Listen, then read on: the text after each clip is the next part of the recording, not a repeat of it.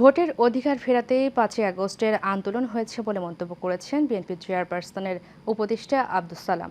জাতীয় প্রেস ক্লাবে এক আলোচনা সভায় এ কথা বলেন তিনি। জাগ্রত বাংলাদেশের উদ্যোগে বেগম খালেদা জিয়া ও তারেক রহমান সহ বিএনপির নেতাকর্মীদের বিরুদ্ধে মিথ্যা মামলা প্রত্যাহারের দাবিতে এই আলোচনা সভা অনুষ্ঠিত হয়। অন্তর্বর্তী সরকারকে উদ্দেশ্য করে আব্দুস সালাম বলেন, সংস্কার করেন কিন্তু বিএনপি ঠেকাবেন না।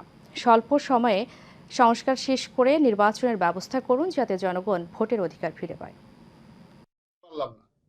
পাকিস্তানের বিরুদ্ধে লড়াই করলাম এই ভোটের জন্য। শেখ মুজিবের ৭ই মার্চের ভাষণ খুঁজে দেখেন যে জনগণ ভোট দিল, ক্ষমতা পাইতেছি না।